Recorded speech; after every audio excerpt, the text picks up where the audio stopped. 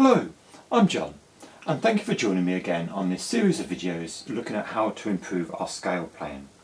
Tips on what to practice, what to look out for, and good things about scales. Today we're on to our last major scale, B flat major. So far we've covered all the white majors, C, D, E, F, G, A and B. We've looked at 4 of the black majors, D flat major, E flat major, F sharp or G flat major and A flat. So now we're on to B flat major. Well done for staying the course, that's great. There's 2 black notes that we've got in B flat major, and that's B flat and E flat.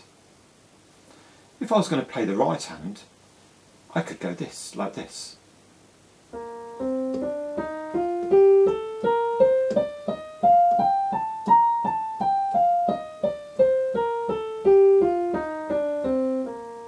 So 2 to start, 1, 2, 3, 1, 2, 3, 4, 1, 2, 3, 1, 2, 3, 4. A regular pattern.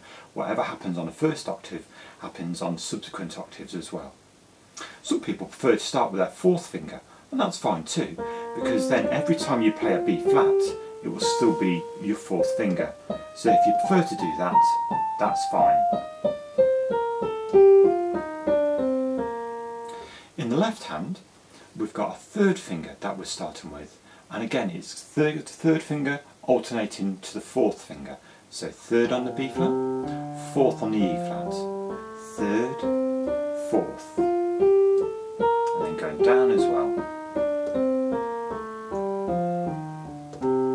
So the names of the notes: B flat, C, D, 4th on the E flat, F, G, A, 3rd on the B flat, C and D, 4th over, so that's E flat, F, G and A, B flat going down, A, G, F, E flat, thumb on the D, C, B flat, thumb on the A, G, F, E flat, D, C, B flat.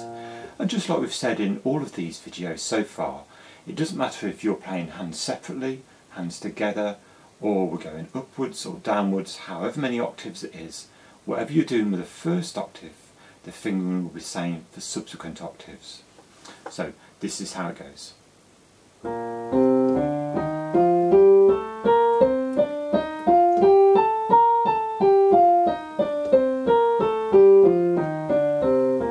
Remember, if you prefer to use your 4th finger on the right hand, first B flat, it would be the 4th finger on every B flat. It would look like this, almost the same.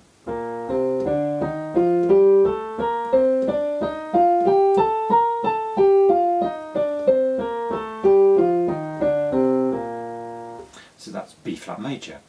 We might want to play it in contrary motion as well. Let's have a listen and a watch.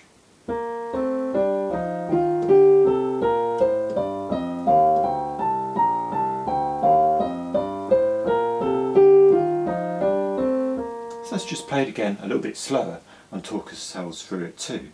It's just watching out for the fingering sometimes. Sometimes on the same note, the B flat, we've got different fingers, so that's worth watching out for. So B flats to start with. Now I've got an E flat with the right hand, my thumb goes underneath, and my thumb goes underneath the E flat in the left hand after that. So here's the B flat and the B flat. I've got my 4th finger in the right hand, 3rd in the left hand. That's good to remember. So I'm going ahead again.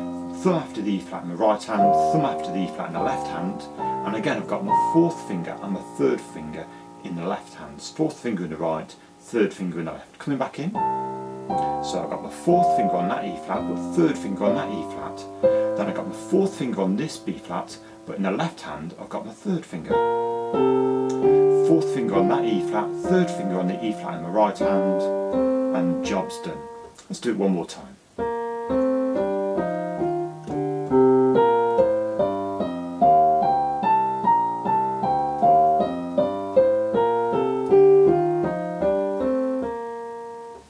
So that's B flat major, both in contrary motion and in similar motion.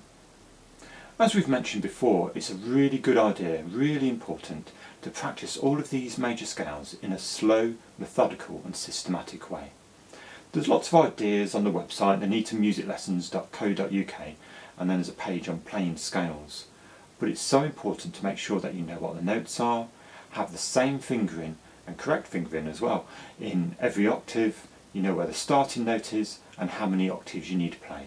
Whether it's 2 octaves for grades 1, 2, 3 and 4, 3 octaves for grade 5, or 4 octaves for grade 6, 7 and 8. So that's all the major scales we've learnt. Soon you can go on to the harmonic minor and the melodic minor, but it's best to take things slowly, get things right, and then once you're happy and your muscle memory has built up for all of these major scales, then there's only slight differences to learn for the other scales. Keep enjoying the music.